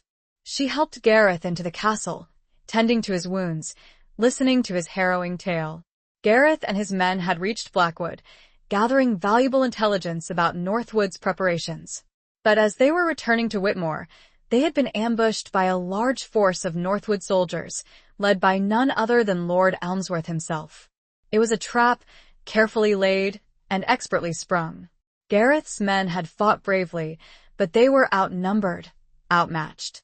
They had been slaughtered, Gareth the only survivor. "Elmsworth," Gareth said, his voice filled with bitterness and rage. "He knew we were coming. He was waiting for us. Someone betrayed us." Rosamund's blood ran cold. A traitor. Within Whitmore.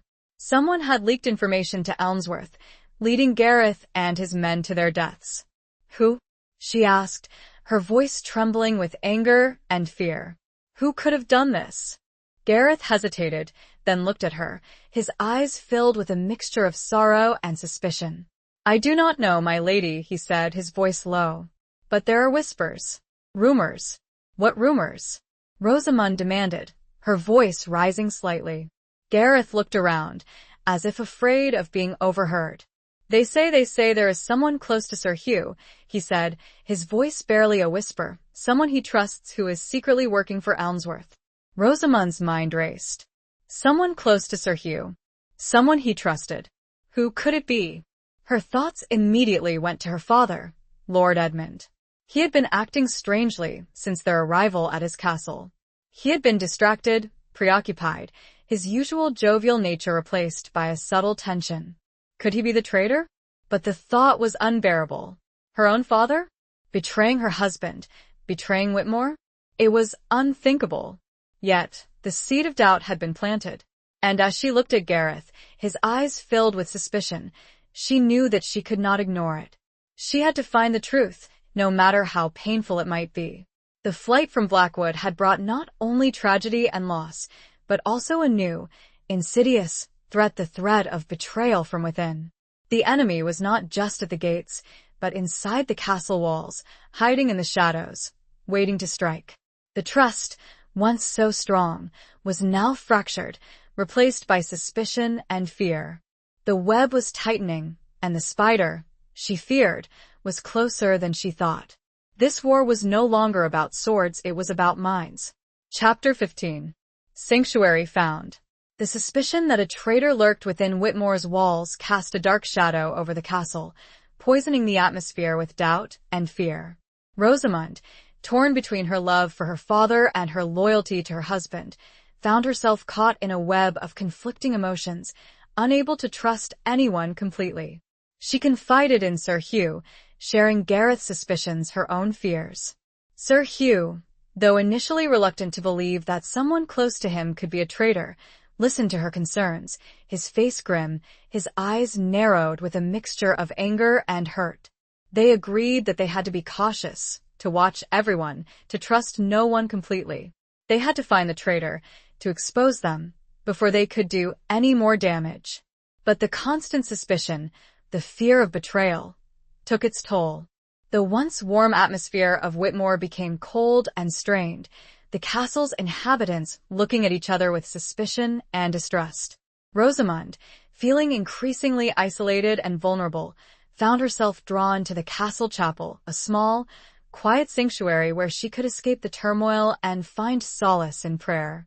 The chapel, with its high, vaulted ceiling, its stained glass windows depicting scenes of saints and angels, its flickering candles casting a soft, warm glow, offered her a sense of peace, a sense of connection to something larger than herself.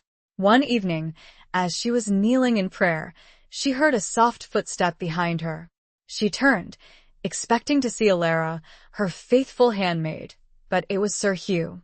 He stood there, silhouetted against the candlelight, his face etched with a mixture of worry and tenderness. "Rosamund," he said, his voice soft, "I've been looking for you." She rose from her knees, her heart filled with a mixture of relief and apprehension. "Is something wrong, Sir Hugh?" she asked, her voice hesitant. He approached her, his gaze unwavering. I needed to see you," he said, his voice low. "To be with you, away from the suspicion, the fear." He reached out and took her hand, his fingers intertwining with hers. His touch was warm, comforting, a reassurance in the midst of the turmoil. "I am afraid, Rosamund," he confessed, his voice barely a whisper. "Afraid of what is to come, afraid of losing you, afraid of failing to protect our home, our people." Rosamund squeezed his hand, her heart aching for his vulnerability, his honesty. "I am afraid too, Sir Hugh," she said, her voice trembling slightly. "But we will face this together. We will not be defeated." He pulled her close, embracing her tightly, his body trembling slightly. "I love you, Rosamund," he whispered, his voice choked with emotion. "More than words can say." Rosamund held him close, her heart overflowing with love and gratitude. "And I love you, Sir Hugh," she said, her voice filled with emotion. "With all my heart, with all my soul." They stood there, embraced in the quiet sanctuary of the chapel, their love a beacon of hope in the midst of the darkness. The fear, the suspicion, the uncertainty, all seemed to fade away, replaced by a sense of peace, a sense of connection, a sense of unwavering devotion. In that moment, they found sanctuary, not just in the chapel, but in each other's arms. Their love was their refuge, their strength, their shield against the gathering storm. They knew that the challenges ahead were great, that the enemy was cunning and ruthless. But they also knew that they were not alone. They had each other. And that, they believed, was all that mattered. The chapel, a place of worship, became a place of reaffirmation, a place where their love, tested by fire, was renewed and strengthened. The fear still lingered, but here, for just a while, they were safe. Chapter 16. The Lion's Roar. The relative peace of the chapel was shattered by the blare of trumpets, the urgent shouts of men, the clatter of arms. The attack had begun. Northwood, under the cover of darkness and aided by the traitor within, had launched their assault on Whitmore. Sir Hugh, his face grim, his eyes blazing with a fierce determination, pulled away from Rosamund, his hand instinctively reaching for the sword at his side. "They are here," he said, his voice calm but firm. "We must fight." Rosamund nodded, her heart pounding with fear, but her resolve firm. "I will be by your side," she said, her voice steady. They rushed from the chapel, joining the chaos that had erupted within the castle walls. Soldiers were running in every direction, shouting orders, preparing for battle. The air was filled with the sounds of clashing steel, the screams of the wounded, the roar of the attackers. Sir Hugh, a seasoned warrior, immediately took command, rallying his men, organizing the defense.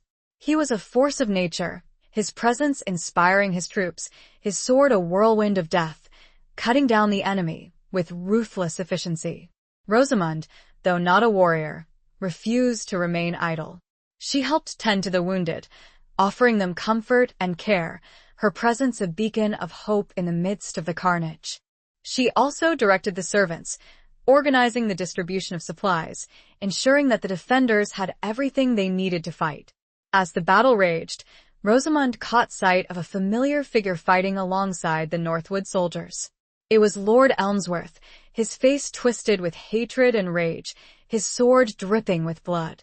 He was heading towards Sir Hugh, his eyes fixed on his prey, his intention clear to kill the man he had vowed to destroy. Rosamund screamed, her voice lost in the din of battle. But Sir Hugh did not hear her. He was engaged with another attacker, his back to Elmsworth. Rosamund knew that she had to act, to warn him, to save him. She grabbed a discarded sword, her hands trembling, her heart pounding with terror. She had never held a sword before, never fought in battle, but she would not stand by and watch her husband be murdered. She ran towards Elmsworth, her sword raised, her voice screaming his name. Elmsworth turned, his eyes widening in surprise, a cruel smile spreading across his face. "You?" he sneered, his voice dripping with contempt. "You dare to challenge me?" He lunged at her, his sword flashing, but Rosamund, fueled by adrenaline and desperation, managed to parry his blow. The force of the impact sent vibrations up her arm, her untrained hands struggling to maintain their grip. She knew that she was no match for him, that she could not defeat him in a sword fight. But she had to buy time, to distract him, to give Sir Hugh a chance to defend himself. She fought with a ferocity she did not know she possessed, her movements clumsy but determined, her heart fueled by love and a desperate need to protect her husband. Sir Hugh, finally hearing the commotion, turned and saw Rosamund fighting Elmsworth. His eyes widened in horror, his heart filled with a fear he had never known before. "Rosamund!" he roared, his voice filled with anguish and rage. He dispatched his attacker with a swift, brutal blow and rushed to Rosamund's side, his sword raised, his eyes blazing with fury. He engaged Elmsworth, their swords clashing in a furious dance of death. Sir Hugh, fueled by his love for Rosamund and his rage at Elmsworth's treachery, fought with a power and a skill that surpassed anything he had ever displayed before. He was a lion, protecting his mate, his roar echoing through the castle walls. Elmsworth, though a skilled warrior, was no match for Sir Hugh's fury. He was driven back, his defenses crumbling, his strength failing. Finally, with a mighty blow, Sir Hugh disarmed Elmsworth, sending his sword flying across the courtyard. He stood over him, his sword pointed at his throat, his eyes filled with a cold, hard justice. "You are a traitor, Elmsworth," he said, his voice low and dangerous. "And traitors deserve to die." Rosamund, watching from the sidelines, her heart pounding with a mixture of fear and relief, knew that Sir Hugh was about to deliver the killing blow. But something stopped her. She saw him waver. "Sir Hugh," she cried, her voice clear and strong. "No, not like this." He looked at her, and she continued, finding strength, even in the roar of the lion. "We're not them. We are better. Banishment. Let the king handle him." He held her gaze and lowered the sword. The lion had roared, but it was the lady who had stayed his paw.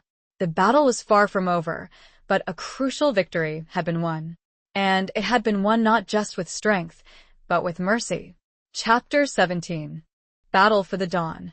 Elmsworth's capture, though a significant blow to the enemy, did not end the battle. The Northwood soldiers, though demoralized by the loss of their leader, continued to fight with a desperate ferocity, driven by a combination of fear and loyalty to their king. The fighting raged throughout the night, the castle walls echoing with the sounds of clashing steel, the screams of the wounded, the shouts of the combatants. Whitmore's defenders, though outnumbered, fought with a courage and determination born of their love for their home, their loyalty to Sir Hugh and Lady Rosamond. Sir Hugh, his body weary, his armor stained with blood, continued to lead the defense, his presence inspiring his troops, his sword a whirlwind of death. He fought with a skill and a ferocity that belied his still healing injuries, driven by a desperate need to protect his home, his wife, his people. Rosamond, too, remained active, tending to the wounded, offering them comfort and care, her presence a beacon of hope in the midst of the carnage. She moved through the chaos with a quiet determination, her fear masked by a resolve to do everything she could to help. As the night wore on, the tide of the battle began to turn. Whitmore's defenders, fighting from behind their strong walls, their knowledge of the castle's layout giving them a significant advantage, slowly began to push back the attackers. But the Northwood soldiers, realizing that they were losing, launched a final, desperate assault, attempting to breach the castle gates.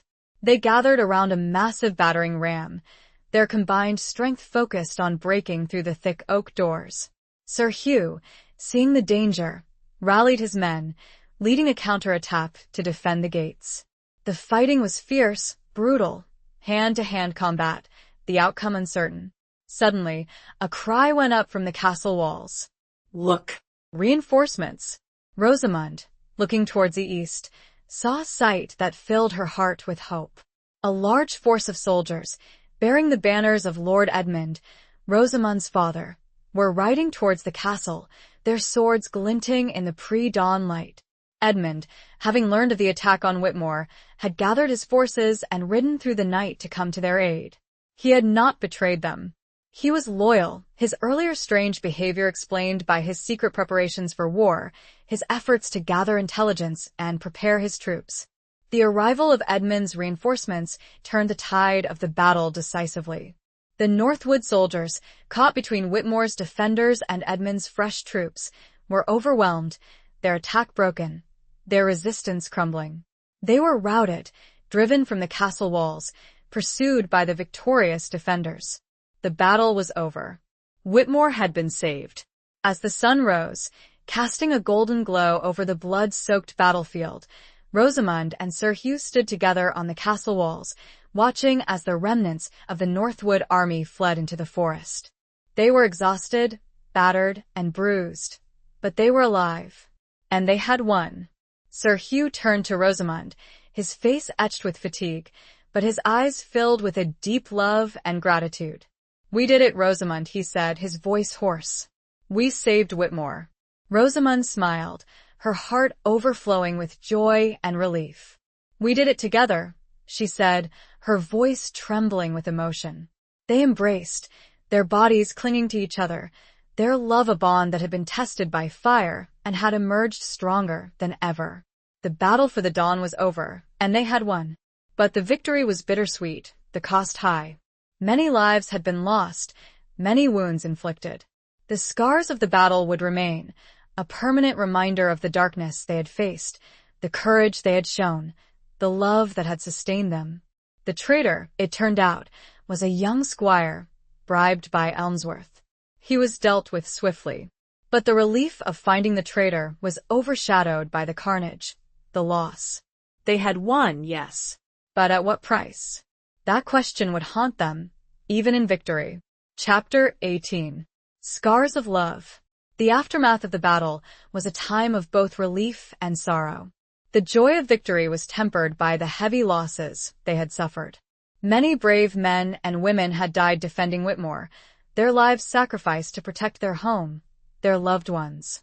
Rosamond and Sir Hugh spent the following days tending to the wounded, comforting the grieving, and overseeing the rebuilding of the damaged sections of the castle. They worked tirelessly, side by side, their shared grief and their unwavering love for each other strengthening their bond, their commitment to rebuilding their lives, their community. The castle, once a scene of chaos and bloodshed, slowly began to return to a semblance of normalcy. The sounds of battle were replaced by the sounds of hammers and saws, the cries of the wounded by the murmurs of prayers, the shouts of anger by the whispers of comfort. But the scars of the battle remained, both visible and invisible. The walls of the castle bore the marks of the fighting, the stones chipped and cracked, the gates scorched and splintered. And the hearts of the survivors bore the wounds of grief, of loss, of trauma. Sir Hugh, though physically recovered from his injuries, carried the weight of the battle on his shoulders. He felt responsible for the lives that had been lost, the suffering that had been endured. He withdrew into himself, his usual reserve deepening, his silence becoming more pronounced. Rosamund, too, was deeply affected by the battle. She had witnessed firsthand the horrors of war, the brutality of violence, the fragility of life. She had seen men die, women weep, children orphaned. The experience had changed her, hardening her resolve, but also leaving her with a profound sense of sadness, of vulnerability. One evening, as they were sitting together in their chamber, the room lit only by the flickering flames of the fire, Rosamund noticed the deep lines of worry etched on Sir Hugh's face, the haunted look in his eyes. "Sir Hugh," she said softly, reaching out to take his hand, "you are carrying too much burden. You must not blame yourself for what happened." He looked at her, his eyes filled with a mixture of pain and guilt. "I am the lord of this castle," he said, his voice low and heavy. "It is my duty to protect my people. And I failed." "You did not fail, Sir Hugh," Rosamund said, her voice firm. "You fought bravely. You led your men with courage and skill. You saved Whitmore. You cannot blame yourself for the actions of traitors, for the cruelty of our enemies." He shook his head, his gaze fixed on the fire. "I should have been more vigilant," he said, his voice filled with self-reproach. "I should have seen the signs of betrayal. I should have prevented this attack." Rosamund squeezed his hand, her heart aching for his pain. "You cannot see everything, Sir Hugh," she said, her voice gentle. "You are only human. You cannot control the actions of others. You can only do your best. And you did. You did everything you could."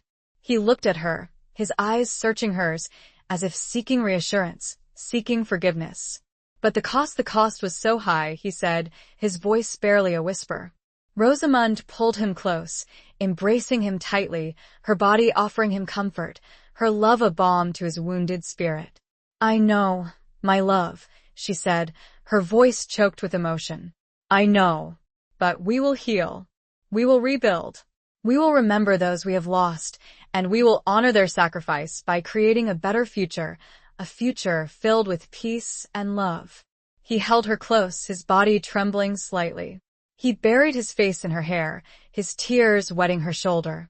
He wept, not just for the lives that had been lost, but for the innocence that had been shattered, for the wounds that would never fully heal. And Rosamund wept with him, sharing his grief, his pain, his sorrow. They wept for the scars of love, the scars of war, the scars that marked them both, forever changing them, forever binding them together. The healing would be long and difficult, but they would face it together, their love a source of strength, a beacon of hope in the darkness. The scars, though painful, were also a testament to their resilience, their courage, their unwavering devotion to each other. They were reminders of what they had overcome and what they would continue to overcome, together. Chapter 19. A King's Decree. In the weeks following the battle, a fragile peace settled over Whitmore. The immediate threat of Northwood had been neutralized, Elmsworth was in the king's custody, awaiting trial, and the traitor within the castle had been dealt with. But the wounds of war were still fresh, the memories of loss still vivid, and the future remained uncertain. One crisp autumn morning, a royal messenger arrived at Whitmore, bearing a sealed letter from King Alaric himself. Sir Hugh and Rosamund, their hearts filled with a mixture of anticipation and apprehension, broke the seal and read the king's decree. The king, having heard of Sir Hugh's bravery in defending Whitmore and Rosamund's role in uncovering Elmsworth's treachery, summoned them to the capital. He wished to thank them personally, to reward them for their loyalty, and to discuss the future of the realm, the ongoing threat from Northwood, and the need for a lasting peace. Sir Hugh and Rosamund, though weary from the recent battles and still grieving for their losses, knew that they could not refuse the king's summons. It was their duty to attend, to offer their counsel, and to serve their kingdom. They prepared for the journey, gathering their retinue, packing their belongings, and making arrangements for the governance of Whitmore in their absence. They left the castle in the capable hands of Lord Edmund, who had proven his loyalty beyond any doubt, and Sir Gareth, who had recovered from his injuries and was eager to resume his duties. The journey to the capital was a somber affair, the landscape reflecting the mood of the travelers. The fields were bare, the trees stripped of their leaves, the air filled with a chill that spoke of the approaching winter. As they approached the capital, Rosamund and Sir Hugh were struck by the contrast between the bustling city and the quiet, war-torn countryside. The city was teeming with life, its streets crowded with merchants, artisans, soldiers, and courtiers, all seemingly oblivious to the recent conflict. They were escorted to the royal palace, a magnificent structure of white stone and soaring towers, and ushered into the king's presence. King Alaric, a tall, imposing man with a stern face and piercing eyes, greeted them with warmth and respect. "Sir Hugh, Lady Rosamund," he said, his voice booming through the throne room, "you have served your kingdom well. You have defended your home with courage and skill, and you have uncovered a treacherous plot that threatened the stability of the realm. I am deeply grateful for your loyalty, your service." He then presented them with gifts, tokens of his appreciation: a jeweled sword for Sir Hugh, a necklace of precious stones for Rosamund. But these material rewards were secondary to the king's next pronouncements. "Sir Hugh," the king said, his voice firm, "I hereby grant you the title of Earl of Blackwood, and all the lands and holdings that once belonged to the traitor Elmsworth. You will be responsible for governing this territory, for ensuring its loyalty to the crown, and for maintaining peace on the border." Sir Hugh, though surprised by this unexpected honor, bowed his head in acceptance. "I am honored, Your Majesty," he said, his voice filled with humility and determination. "I will serve you faithfully, and I will do everything in my power to fulfill my duties." The king then turned to Rosamund, his gaze softening slightly. "Lady Rosamund," he said, his voice filled with admiration, "you have shown extraordinary courage and wisdom. You have proven yourself to be a true leader, a woman of strength and compassion. I hereby appoint you as my royal advisor, a position of great trust and responsibility. You will counsel me on matters of state, and you will represent the interests of the people." Rosamund, stunned by this unexpected offer, curtsied deeply. "I am humbled, Your Majesty," she said, her voice trembling slightly. "I will do my best to serve you and the realm with integrity and wisdom." The king's decree was a turning point, a moment of profound significance.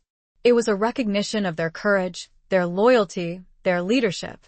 It was also a challenge, a responsibility that would test their strength, their wisdom, their commitment to their kingdom. As they left the king's presence, Rosamund and Sir Hugh exchanged a look of shared understanding, of shared determination. They knew that the road ahead would be difficult, that they would face new challenges, new responsibilities. But they also knew that they would face them together, their love a source of strength, their commitment to each other unwavering. The king's decree was not just a reward, but a new beginning, a chance to build a better future, a future of peace and prosperity for their people, for their kingdom. They would rise, they knew, to meet it. Chapter 20. The Reckoning of Hearts. The return to Whitmore, now the seat of the Earl of Blackwood, was filled with a mixture of triumph and trepidation. The people welcomed Sir Hugh and Rosamund with cheers and celebrations, grateful for their leadership, their courage, their unwavering commitment to their well-being. But beneath the surface of the festivities, there lingered a sense of unease, a recognition of the challenges that lay ahead. Governing Blackwood, a territory that had recently been under the control of a traitorous lord and was populated by people who were wary of their new rulers, would not be easy. Sir Hugh, now Earl of Blackwood, faced the daunting task of rebuilding trust, establishing order, and ensuring the loyalty of his new subjects. Rosamund, as the king's royal advisor, had her own set of responsibilities. She had to divide her time between Whitmore and the capital, advising the king on matters of state, representing the interests of the people, and navigating the complex and often treacherous world of court politics. Despite the demands of their new roles, Sir Hugh and Rosamund made a conscious effort to nurture their relationship, to maintain the bond of love and trust that had sustained them through the trials of war and betrayal. They spent every available moment together, sharing meals, walking in the gardens, talking late into the night, their conversations ranging from the mundane details of daily life to the weighty matters of governance and diplomacy. One evening, as they were sitting together in their chamber, the room lit only by the flickering flames of the fire, Rosamund noticed a familiar sadness in Sir Hugh's eyes, a shadow of the guilt and self-reproach that had haunted him since the battle. "Sir Hugh," she said softly, reaching out to take his hand, "you are still carrying the weight of the past. You must let it go. You are not to blame for what happened." He looked at her, his eyes filled with a mixture of pain and gratitude. "I know, Rosamund," he said, his voice low, "but it is difficult. The memories, they linger." "I understand," Rosamund said, her voice gentle, "but you must not let them define you. You are more than your past, Sir Hugh. You are a brave warrior, a wise leader, a loving husband. You are the Earl of Blackwood, a man who has earned the respect and admiration of his people." He squeezed her hand, his gaze unwavering. "And you, Rosamund," he said, his voice filled with emotion, "you are my strength, my inspiration, my guiding light. You've shown me that love can conquer even the darkest of shadows, that forgiveness is possible, that healing can be found even in the deepest of wounds." He leaned in and kissed her, a tender, passionate kiss that sealed their bond, their commitment to each other. It was a kiss of hope, of healing, of a love that had endured the trials of war, betrayal, and self-doubt. As they held each other close, Rosamund felt a sense of peace, of completeness, she had never known before. They had faced their demons, they had confronted their fears, they had overcome the obstacles that had threatened to tear them apart. And they had emerged stronger, more united, their love a beacon of hope in a world that was often filled with darkness and uncertainty. The reckoning of hearts was complete. They had acknowledged their past, they had forgiven each other, they had embraced their future. They were ready to face whatever challenges lay ahead. Together, their love a source of strength, their commitment to each other unwavering. The scars of the past remained, but they were no longer wounds, but reminders of their resilience, their courage, their enduring love. They were ready, together, to build a future of peace, of healing. They discussed, finally, the runes. They would research and see what lay beneath. But for tonight, they were content. The future was open. Epilogue. Years passed and Whitmore, under the stewardship of Sir Hugh and Rosamund, flourished. The scars of war slowly faded, replaced by a growing prosperity, a vibrant community, a sense of peace and security that had been hard-won. Blackwood, once a territory riddled with unrest and disloyalty, became a model of good governance, its people thriving under the just and compassionate rule of their Earl and his lady. Sir Hugh, though still carrying the weight of his past, learned to temper his sternness with mercy, his warrior's instincts with a deep understanding of the needs of his people. He became known as Hugh the Just, a leader who was both feared and respected, a man who had earned his title not through birthright, but through courage, wisdom, and unwavering devotion to his duty.